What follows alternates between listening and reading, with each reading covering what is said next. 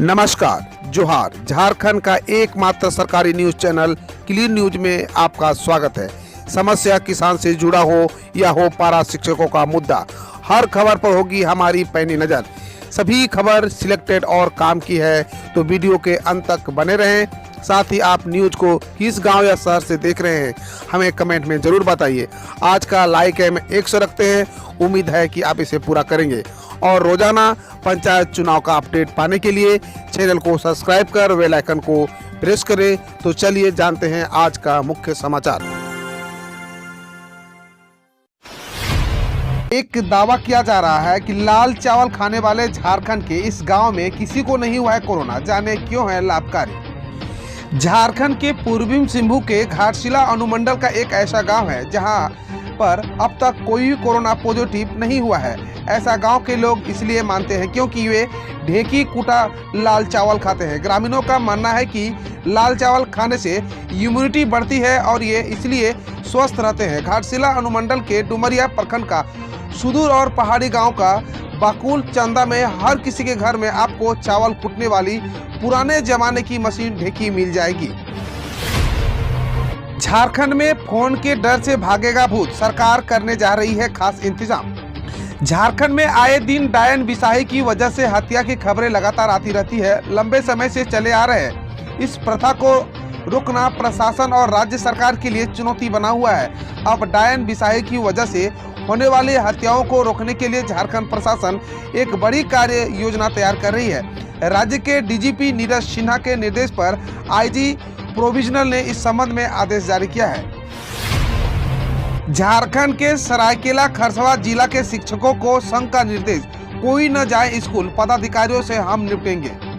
झारखंड के सरायकेला खरसावां जिले के प्राइमरी व मिडिल स्कूल के शिक्षकों को रोस्टर के अनुसार स्कूल जाने के निर्देश पर शिक्षक संघ ने कड़ा रुख अपनाया है। शिक्षकों द्वारा अखिल झारखंड प्राथमिक शिक्षक संघ के प्रदेश अध्यक्ष व महासचिव को इसकी शिकायत की गई है। इसके बाद संघ के प्रदेश महासचिव राममूर्ति ठाकुर की ओर से शिक्षकों को निर्देश दिया गया है कि ये स्कूल न जाए और घर से ही ऑनलाइन पठन पाठन का कार्य करें। झारखंड के लिए राहत की खबर आ रही है। झारखंड में कोरोना से मौत के आंकड़ों में आई थोड़ी कमी। झारखंड में कोरोना वायरस संक्रमण से हर तरफ त्राहिमाम मचा हुआ है। इसी बीच राहत की बात यह है कि पिछले दिनों हर दिन बढ़ रहे मामले के बाद कल कोरोना के मामले और आंकड़े दोनों में कमी दर्ज की गई है। कल 24 घंटे में 5741 नए कोरोना संक्रमित मरीजों की पुष्टि हुई। वहीं 63 मरीजों की इलाज के दौरान मौत हो गई। वहीं रांची में 24 घंटे में 1364 नए मरीज मिले और वहीं 810 मरीज स्वस्थ भी हुए। इसी के साथ यहां 15 मरीजों की मौत हो गई। राहत की बात यह है कि इस दौरान 3205 मरीज स्वस्थ भी हुए। पुलिस के हत्थे चढ़ा एनआईए का वांटेड नक्सली राय सोरेन, 50,000 का था इनामी। झारखंड पुलिस को एक बड़ी सफलता हाथ लगी है। राज्य के गिरिडीह पुलिस ने डुमरी थाना क्षेत्र के अकबरडी टाड़ गांव के 50,000 के एक इनामी नक्सली को गिरफ्तार किया है। पुलिस के अनुसार पकड़े गए नक्सली की लंबे समय से तलाश थी, क्योंकि इसको एनआईए के केस के सिलसिले में तलाश कर रहा था। इस नक्सली का पकड़ा जाना स्थानीय पुलिस के लिए बड़ी सफलता माना जा रहा है। रामेश्वर उरांव ने कांग्रेस जिला अध्यक्षों के साथ की बैठक, मेडिकल कंट्रोल रूम बनाने का दिया निर्देश। झारखंड में कोरोना महामारी से निपटने के लिए एक तरफ सीएम हेमंत सोरेन लगातार सरकारी अधिकारियों और अपनी पार्टी के नेताओं से ऑनलाइन बैठक कर कई निर्देश दे रहे हैं, वहीं प्रदेश कांग्रेस ने भी इस आपदा से निपटने के लिए अपने स्तर पर तैयारी शुरू कर दी है। यही वजह है कि झारखंड कांग्रेस के प्रदेश अध्यक्ष रामेश्वर उरांव ने सभी जिला अध्यक्षों के साथ बैठक की। इस दौरान रामेश्वर उरांव ने सभी जिलों में प्रदेश की तर्ज पर पार्टी का अपना मेडिकल कंट्रोल रूम बनाने का निर्देश दिया है। साथ ही उन्होंने कहा कि अगर जिला में गंभीर मामले आते हैं तो रांची भेजे जाए, पार्टी बेहतर इलाज दिलाने का काम करेगी। झारखंड में राष्ट्रीय औसत से दोगुनी दर से बढ़ रहा है कोरोना संक्रमण। झारखंड में कोरोना वायरस के संक्रमण की तेज रफ्तार बरकरार है। संक्रमण की औसत वृद्धि की बात करें तो मरीजों के दोगुने होने की अवधि की है। इन सभी में झारखंड की स्थिति राष्ट्रीय औसत से खराब है। कोरोना की पहली लहर में झारखंड संक्रमण में 15वें से 16वें स्थान पर रहता था। इस बार झारखंड उन 5 राज्यों में शामिल हो गया है जहां कोरोना का संक्रमण काफी अधिक है। बढ़ सकता है झारखंड में लॉकडाउन, सीएम हेमंत पर टिकी नजरें।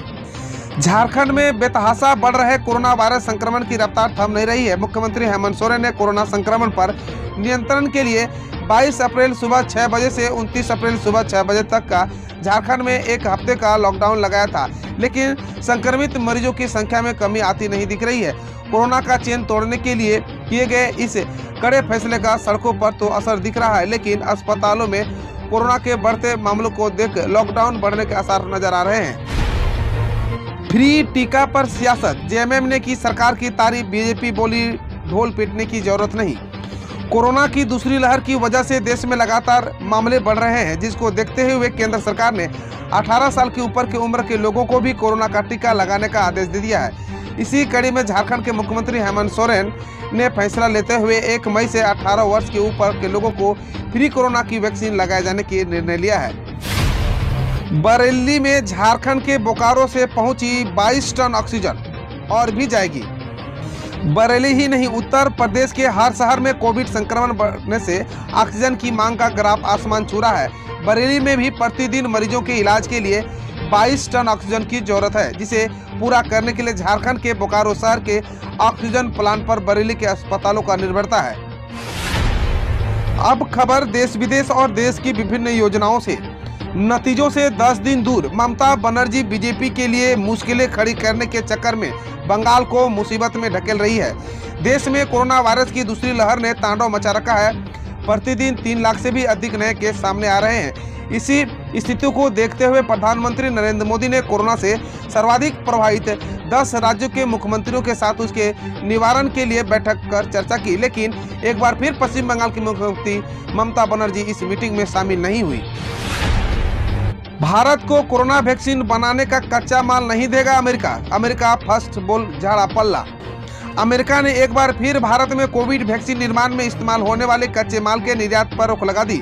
पाबंदियों हटाने से इनकार कर दिया। अमेरिकी विदेश मंत्रालय के प्रवक्ता ने कहा कि हम भारत के अनुरोध को पूरा करने से पहले अपने नागरिकों को प्राथमिकता देंगे। उन्होंने यह भी कहा कि अमेरिकी लोगों के प्रति हमारी विशेष जिम्मेदारी है। भारत में बढ़ रहे कोविड की सुनामी के बीच सहायता की अपील के बावजूद मदद से इनकार करने के वैश्विक प्रभाव देखने को मिल सकते हैं। कौन है पाकिस्तानी समाजसेवी फैसल ईदी, जिन्होंने पीएम नरेंद्र मोदी को दी कोरोना वायरस संकट पर मदद की पेशकश? भारत से है पुराना रिश्ता। पाकिस्तान के समाजसेवी अब्दुल सत्तार ईदी के बेटे फैसल ईदी ने भारत के प्रधानमंत्री नरेंद्र मोदी को खत लिखा है। उन्होंने भारत में बढ़ते कोरोना वायरस के मामलों पर चिंता जताई है और मदद की पेशकश की है। ईदी के इस मदद की काफी सराहना की जा रही है। दोनों देशों के बीच तनावपूर्ण संबंधों के बीच ईदी को इंसानियत की मिसाल बताया जा रहा है। फैसल अपने पिता की उसी फाउंडेशन को चलाते हैं जिन्होंने पाकिस्तानी पहुंची भारत की बेटी गीता का करीब 13 साल तक ख्याल रखा था। कोरोना काल में वायरल हुई डॉक्टर की पर्ची, ठीक होकर पेड़ लगाओ ताकि न हो ऑक्सीजन की कमी। देश और दुनिया कोरोना वायरस के कहर से जूझ रहे हैं। हर रोज लाशों में ऐसे अंबार देखने को मिल रहे हैं कि उनके अंतिम संस्कार की जगह कम पड़ रहा है। भारत में कोरोना की जंग हार जाने वाले अधिकतर लोग ऑक्सीजन की कमी से मर जा रहे हैं। इस समय अस्पतालों में कोरोना मरीजों के बीच ऑक्सीजन सिलेंडर की मांग जारी है। हर एक अस्पताल ऑक्सीजन की पर्याप्त सप्लाई न होने से बड़ा मुद्दा बना हुआ है। इस सब के बीच एक डॉक्टर ने अपने प्रिस्क्रिप्शन में जो सुझाव दिया है वह बेहद प्रेरणादायी है। दरअसल मुंबई के लोनावाला में एक डॉक्टर ने मरीज के पर्चे पर मराठी में लिखा है, जब तुम ठीक हो जाओगे तो एक पेड़ लगाओ तो कभी ऑक्सीजन की कमी नहीं होगी। ऑक्सीजन संकट के बीच दिल्ली हाईकोर्ट की सख्त टिप्पणी, कहा सप्लाई रोकने वालों को फांसी पर लटका देंगे।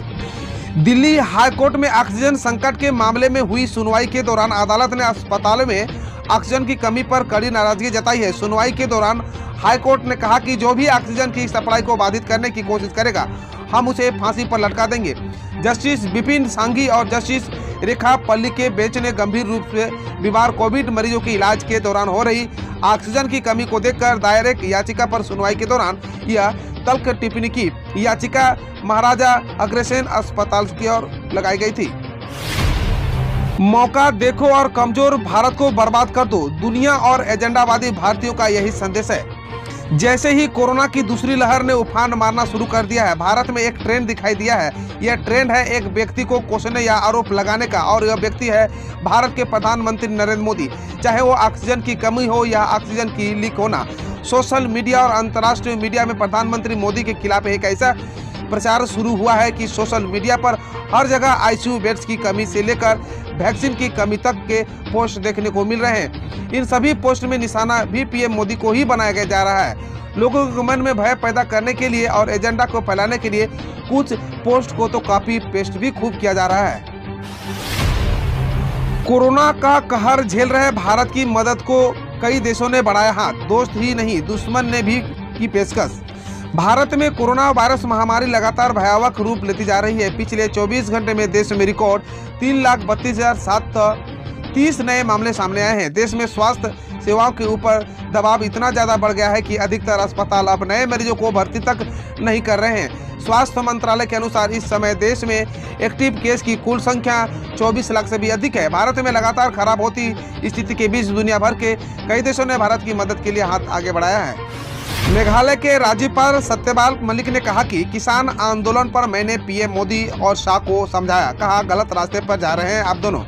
अपने बयानों को लेकर हमेशा सुर्खियों में रहने वाले राज्यपाल सत्यपाल मलिक एक बार फिर चर्चा में है। देश में कोरोना संकट के बीच मेघालय के राज्यपाल सत्यपाल मलिक ने कहा कि किसान आंदोलन को लेकर उन्होंने प्रधानमंत्री मोदी और गृह मंत्री अमित शाह को समझाया है कि वो दोनों गलत रास्ते पर जा रहे हैं। किसानों के आंदोलन को दबाया नहीं जा सकता है। उनकी वास्तविक मांगों पर पुनर्विचार करने की जरूरत है। उन्होंने कहा कि सरकार किसानों के साथ न्याय करे और उनकी वास्तविक मांगों पर विचार करे। इंडियन ऑयल का शानदार ऑफर। 25 लीटर डीजल खरीदने पर मिलेंगे 2 करोड़ रुपए। फटाफट चेक करें डिटेल्स।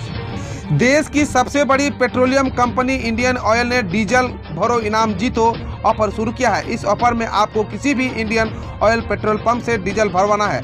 ऐसा करने पर आपका नाम उस लिस्ट में शामिल हो जाएगा जिसमें से 2 करोड़ रुपए जीतने का मौका मिलेगा। दरअसल इंडियन ऑयल के रिटेलर्स आउटलेट पर डीजल भरवाकर आप 2 करोड़ की राशि जीत सकते हैं। इस ऑफर का लाभ 18 साल के ऊपर से अधिक कोई भी भारतीय नागरिक उठा सकता है।